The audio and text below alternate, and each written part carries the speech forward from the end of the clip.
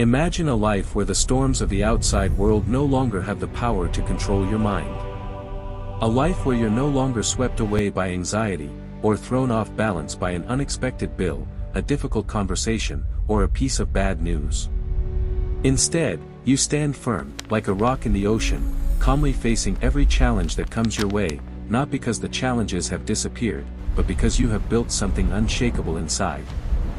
For many of us, especially as we navigate our 30s, 40s, and beyond, this might sound like a distant dream. We've been taught to hustle, to control, to plan for every contingency. Yet, we find ourselves more reactive than ever. A critical email from the boss can ruin our evening.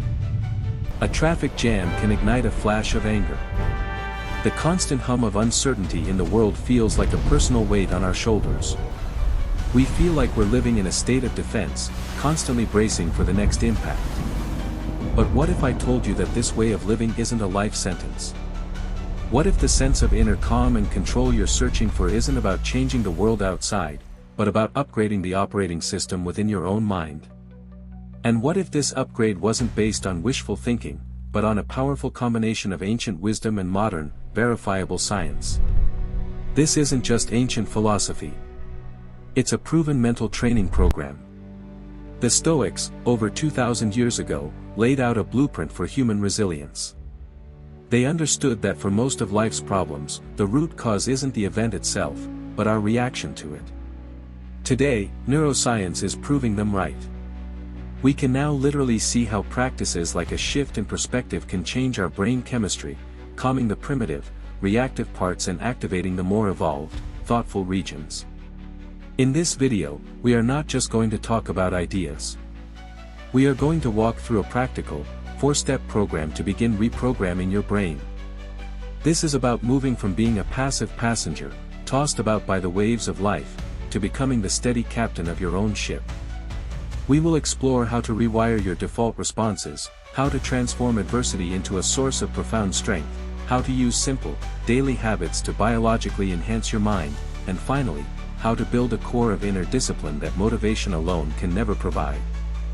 This is your journey to reclaiming control and building a resilience that doesn't just help you survive, but allows you to truly thrive. Alright, let's begin with the first and most fundamental step in this mental reprogramming. This is the bedrock upon which all other Stoic practices are built. It's about rewiring the single most powerful, and often most destructive, function of your brain, its default response. Think about it. You're driving to an important appointment, and someone cuts you off. What happens in that first split second? For most of us, there's a surge of heat, a tightening in the chest, a curse word that forms on our lips without conscious thought. Or consider the moment you open your inbox and see a subject line from your biggest client that just says, "Urgent problem." What's the immediate, gut-level feeling? It's likely a jolt of anxiety, a cascade of worst-case scenarios that flood your mind before you've even read the email. This is your default response. It's an ancient, pre-programmed survival circuit, the fight-or-flight system that was designed to protect us from predators on the savannah, not from aggressive drivers or stressful emails. The problem is, in the modern world, this alarm system is being triggered constantly by non-life-threatening events, and it's hijacking our peace, our clarity, and our power. We are living in a state of chronic, low-grade reactivity. The Stoics understood this intuitively. They knew that the source of our suffering was rarely the event itself, but our immediate, unexamined judgment of it. The philosopher Epictetus said it best, "Men are disturbed not by things, but by the views which they take of them." This idea has been echoed centuries later by psychiatrist and Holocaust survivor Viktor Frankl, who wrote, "Between stimulus and response there is a space. In that space is our power to choose our response. In our response lies our growth and our freedom. That space, that momentary pause, is our point of power." But how do we access it when our brains are wired for instant reaction? This is where modern science validates ancient wisdom in a spectacular way. The practice of accessing that space and consciously choosing your interpretation is known in psychology as cognitive reappraisal. This isn't just a fancy term, it's a description of a real, physical process in the brain. Neuroscientists using fMRI scans have observed what happens when a person practices this. When you are presented with a negative stimulus, let's say, a frightening image, your amygdala, the brain's primitive alarm center, lights up like a Christmas tree. It floods your system with stress hormones like cortisol and adrenaline. This is the biological signature of that gut-level fear or anger.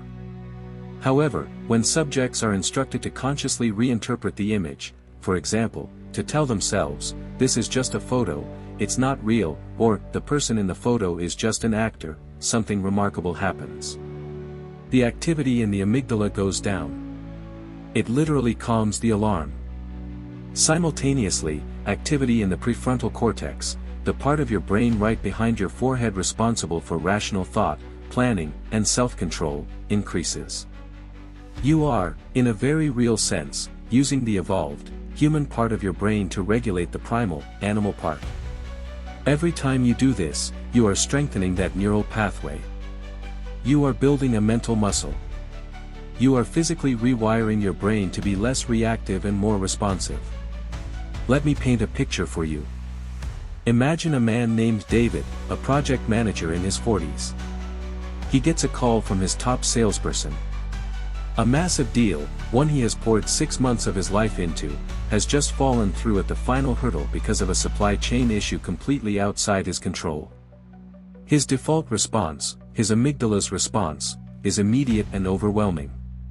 A hot flush of panic. His mind starts screaming. This is a catastrophe. My boss will be furious. My reputation is ruined. I might lose my job. How will I pay the mortgage? He feels an urge to lash out, to find someone to blame, the supplier, the salesperson, anyone. This is the path of reactivity, a downward spiral of stress and helplessness. But David has been practicing this first principle. He feels the wave of panic, he acknowledges its presence, but he doesn't act on it. He creates that space.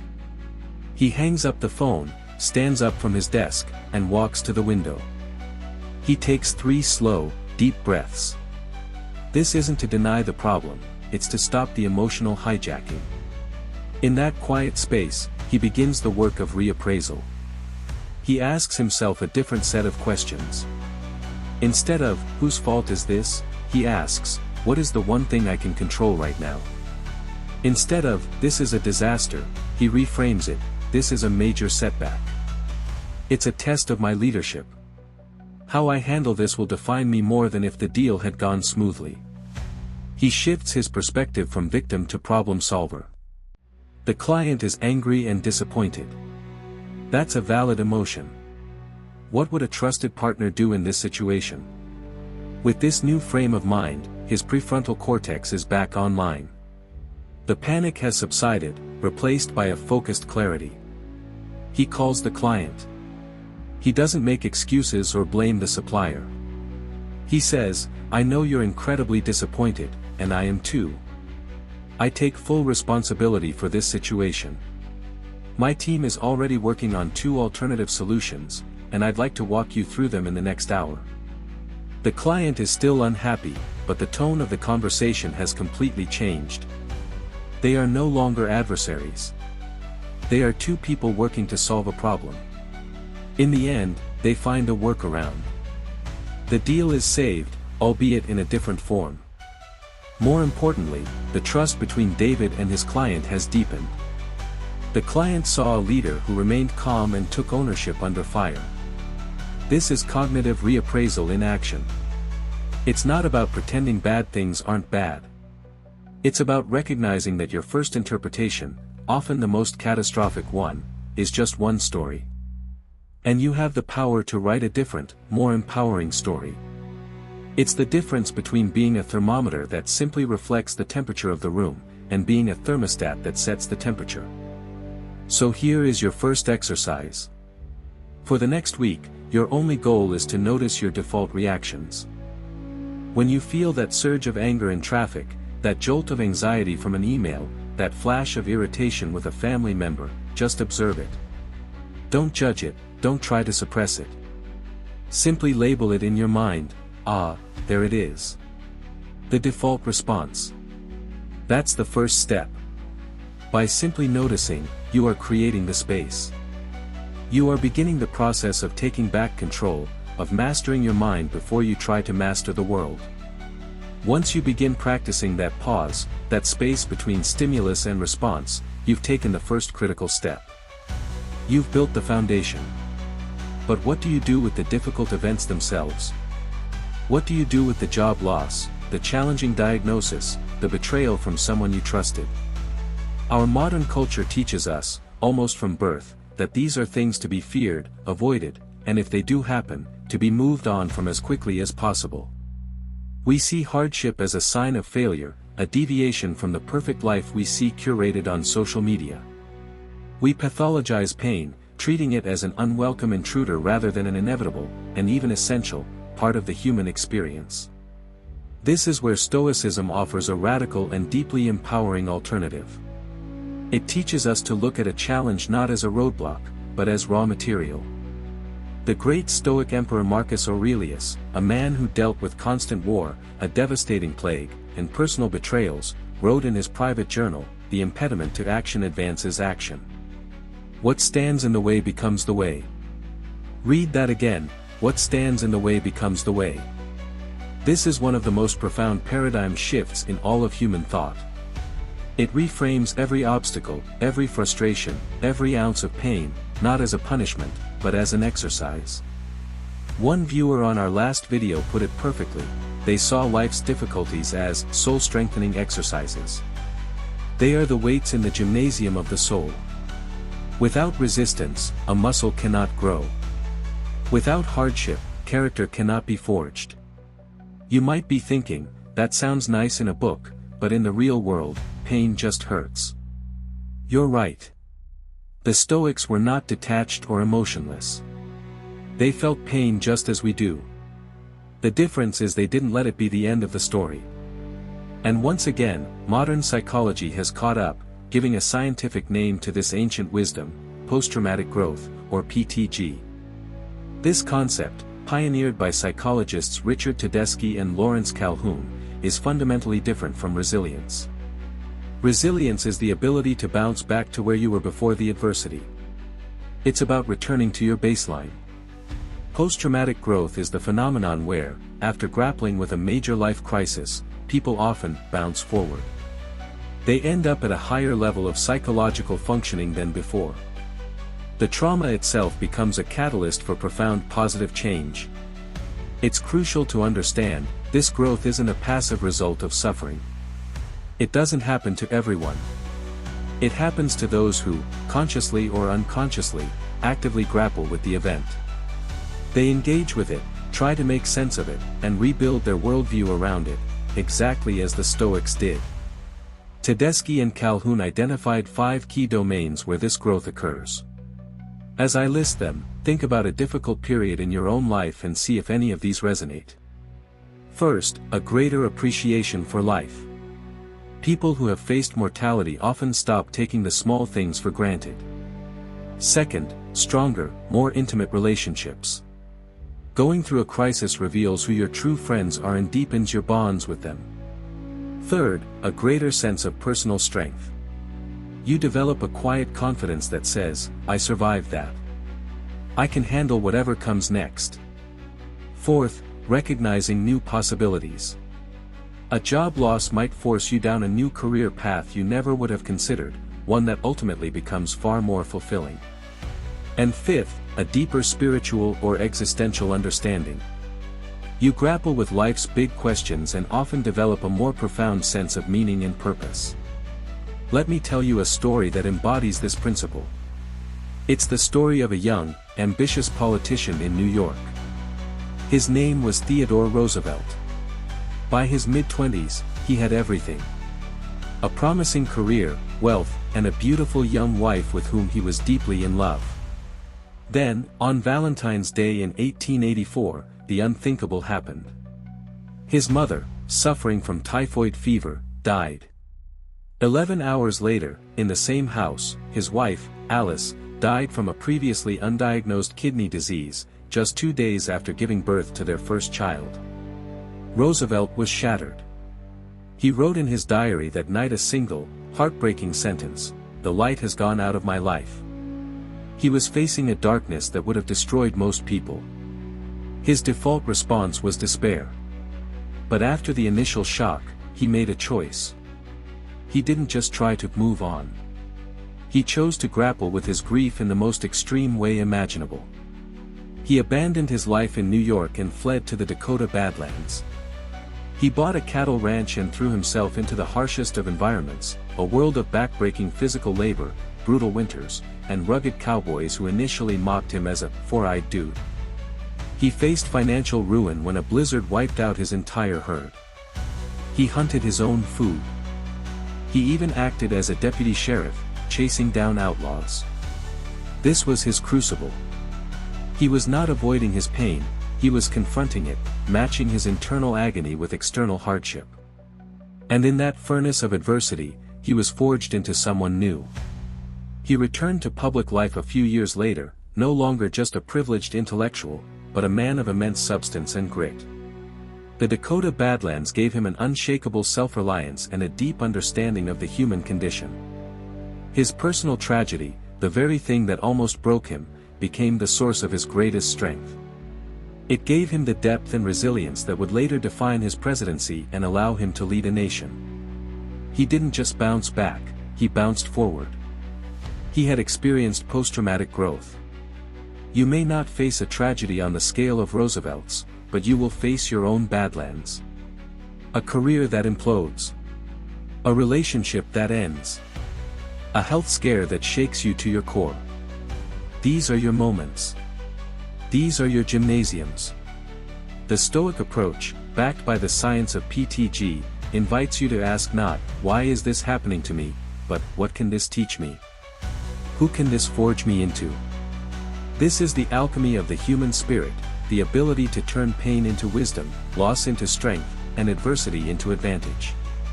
Now, I want to ask you to reflect on your own life.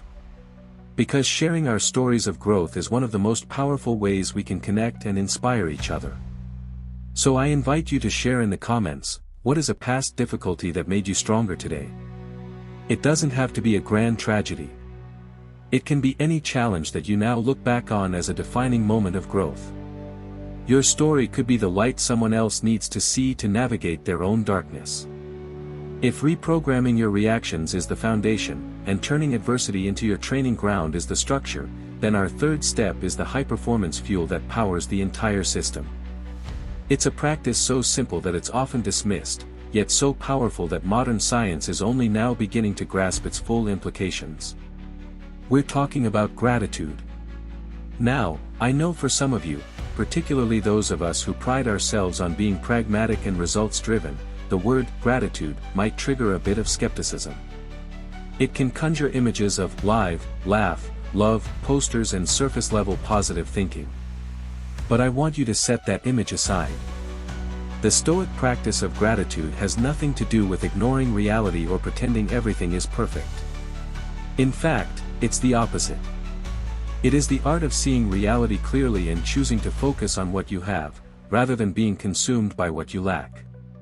It's not a fleeting feeling of happiness that depends on getting a raise or having a perfect day. It's a disciplined, daily choice. And as we'll see, it's a choice that triggers a profound biological upgrade in your mind and body. Let's be clear, this isn't just about platitudes. This is about physiology. In recent years, a wave of research from institutions like the University of California, Berkeley's Greater Good Science Center has revealed the stunning, measurable effects of a consistent gratitude practice. Let's start with one of the most common complaints of modern adult life, sleep. Or rather, the lack of it. Studies have shown that people who take just a few minutes before bed to write down what they're grateful for tend to fall asleep faster, sleep longer, and report feeling more refreshed upon waking. Why? Because the practice helps quiet the anxious, looping thoughts, the mental replays of the day's frustrations, that so often keep us staring at the ceiling at 2 in the morning. But the effects go much deeper. Let's talk about stress. When you're under pressure, your body is flooded with the stress hormone cortisol. It's useful in short bursts, but chronically high levels, which many of us experience, are linked to a host of health problems. A 2015 study found that practicing gratitude can reduce cortisol levels by as much as 23%. Think about that. That's a tangible reduction in the chemical that's aging you and wearing you down.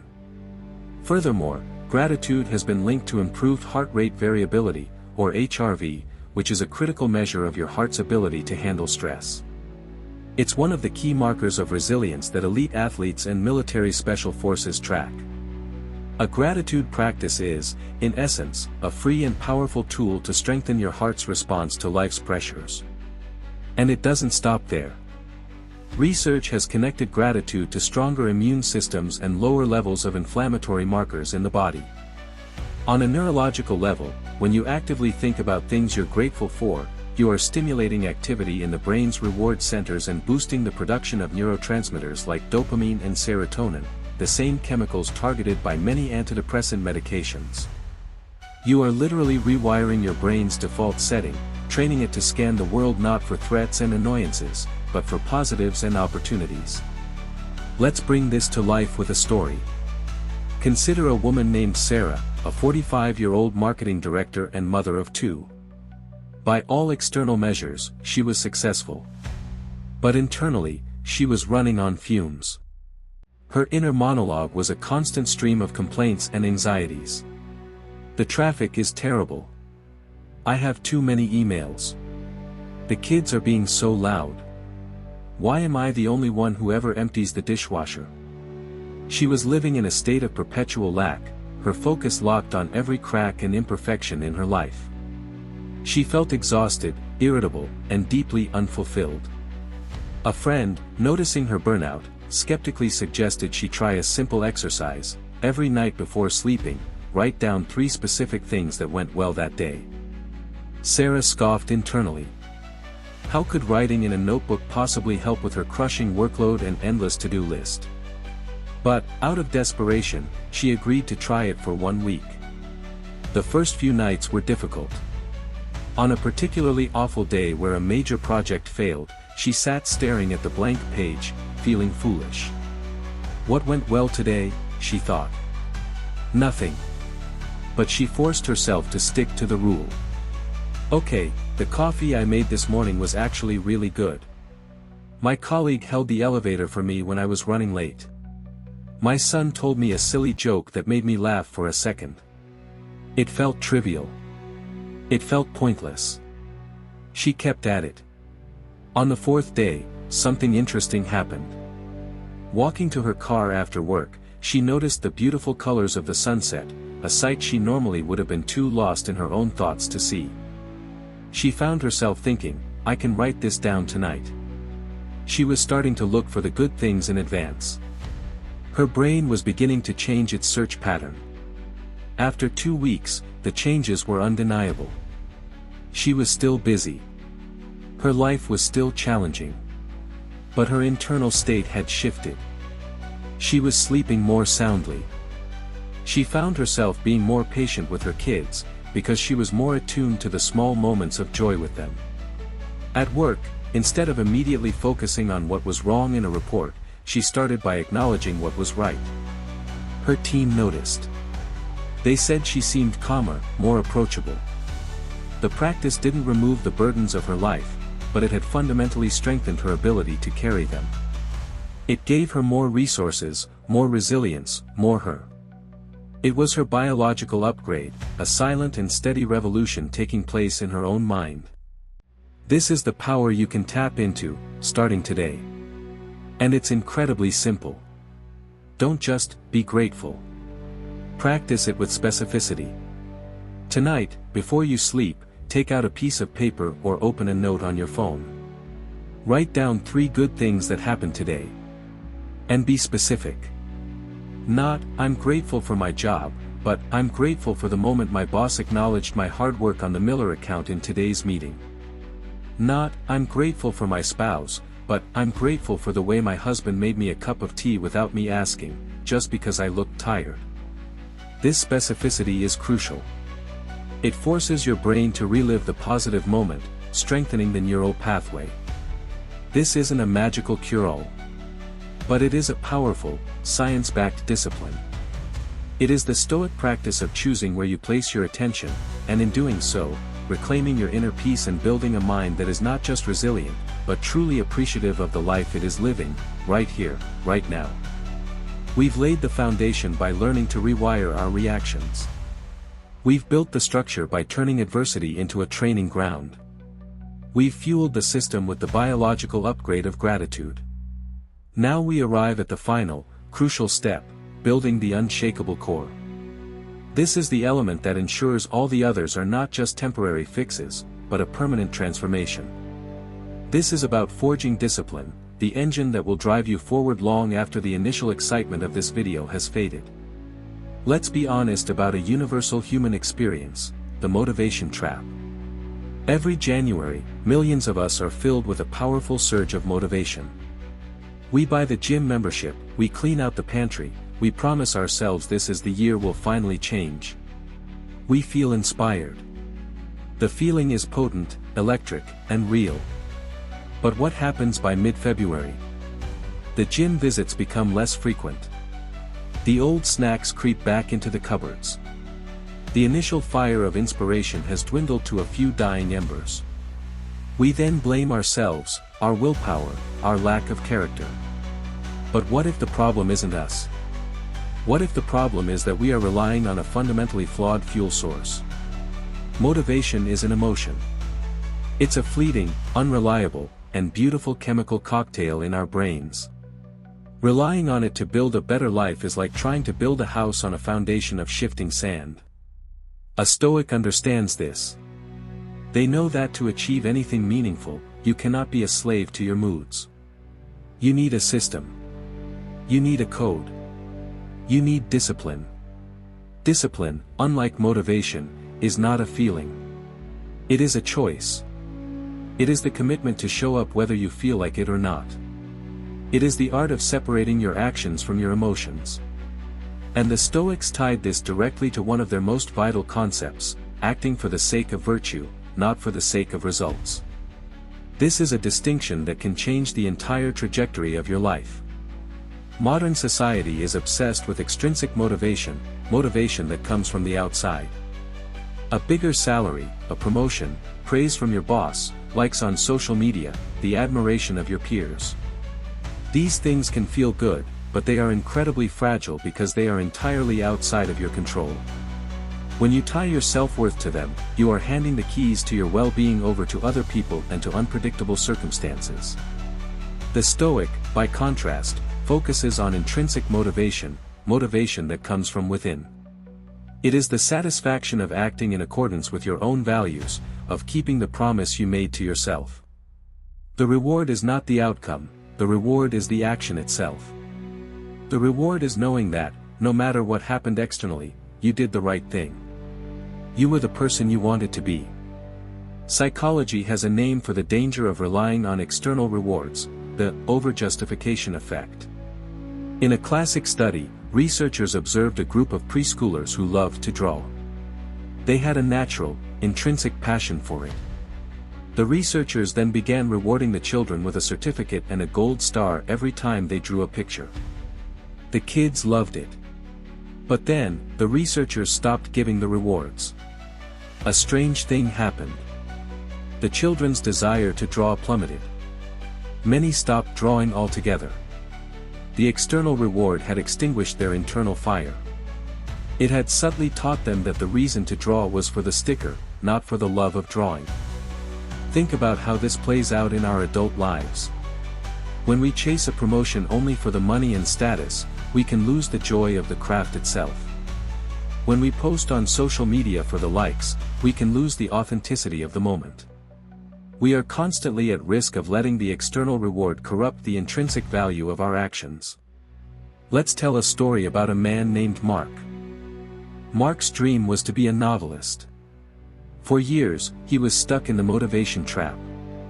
He would only write when he felt inspired, which was rare. He would write a few pages, feel a burst of excitement, and then get distracted. His mind was completely fixed on the extrinsic outcome, getting a book deal, seeing his name on a bestseller list, earning the admiration of the literary world. Because his self-worth was so tied to this outcome, every rejection letter felt like a personal attack. Every writer's block felt like a sign that he was a failure. He was miserable and his dream was dying on the vine. Finally, at his wit's end, he decided to try a different, Stoic approach. He made a fundamental shift in his goal. His goal was no longer to become a published author, an outcome he couldn't control. His new goal was simply to be a writer. And what does a writer do? A writer writes. He made a new rule for himself: he would write for 2 hours every single morning, from 6 a.m. to 8 a.m. No matter what. No excuses. He would do it whether he felt inspired or tired, whether the words were flowing or felt like pulling teeth. The first few months were brutal. Many mornings, he would sit there, groggy and uninspired, staring at a blank screen. He wrote pages upon pages of what he considered to be absolute garbage. The old voices of self-doubt screamed at him. But he refused to listen. He had made a commitment not to the quality of the work on any given day, but to the integrity of the process. His daily victory was not writing a beautiful sentence, it was simply staying in the chair for 2 hours. He was acting for the virtue of being a disciplined craftsman. He was honoring the identity he had chosen. Slowly, imperceptibly at first, things began to change. The sheer volume of his practice naturally improved his skill. But the real transformation was internal. By detaching his self-worth from the outcome, he had disarmed his fear of failure. A rejection letter no longer devastated him, because he had already won for the day by completing his 2 hours. His focus had shifted from what he could get, to who he could be. He had built an unshakable core. After 2 years of this relentless, unglamorous discipline, he had a completed manuscript. It was good, and it eventually got published. But by the time the external success arrived, it felt different. It was no longer the desperate validation he once craved. It was simply a pleasant byproduct of the person he had become. The real prize was the discipline, the character, and the inner peace he had forged in those quiet, early mornings. This is the final key. Stop waiting to feel like it. Choose who you want to be, and then build a system of discipline to be that person, every single day. Pick one thing. Maybe it's exercising for 30 minutes. Maybe it's reading 10 pages of a book. Maybe it's spending 15 minutes of undivided attention with your partner. Do not negotiate with your feelings. The feeling of satisfaction you get from keeping a promise to yourself is a far more powerful and enduring fuel than any fleeting burst of inspiration. This is how you build a life of substance. This is how you become unshakable. We've covered a lot of ground together today, moving from ancient philosophy to modern neuroscience. We've laid out a 4-step program not just for thinking differently, but for fundamentally retraining the way your mind and body operate in the world. First, we established the foundation, the power to rewire your brain's default response. By using the proven technique of cognitive reappraisal, you can create a space between stimulus and response, choosing calm and clarity over knee-jerk reactivity. Second, we reframed every challenge as your own personal training ground. We saw that through the recognized psychological phenomenon of post-traumatic growth, adversity is not an obstacle to be avoided, but the very fuel that forges a deeper strength, wisdom, and appreciation for life. Third, we explored the biological upgrade available to all of us through the simple, daily practice of gratitude. This isn't just about feeling good, it's about measurably improving your sleep, lowering your stress hormones, and strengthening your body's resilience from the cellular level up. And finally, we built the unshakable core by choosing the hard path of discipline over the easy path of motivation. We learned that by acting from a place of intrinsic value, of being the person you want to be, you create a source of self-worth and momentum that no external event can ever take away. But knowing the path is not the same as walking it. The true value of these ideas is zero unless you apply them. The goal of this video was not to give you a momentary feeling of inspiration, but to hand you a set of practical, powerful tools. Your journey to a Stoic mind starts not tomorrow, not next week, but right now, with your very next choice. So, I invite you to make a simple commitment. Choose just one small thing from this video to apply today. Maybe it's simply to notice and label your next default reaction without judgment. Maybe it's to take 2 minutes tonight to write down 3 specific things that went well. Or maybe it's to do one small, 5-minute task you've been putting off, simply to honor the virtue of discipline. The size of the action doesn't matter. The intent behind it is everything. If this science-backed framework for resilience resonates with you, and you want to continue this journey of building a stronger, more peaceful mind, please give this video a like. Share it with someone in your life who you think needs to hear this message today.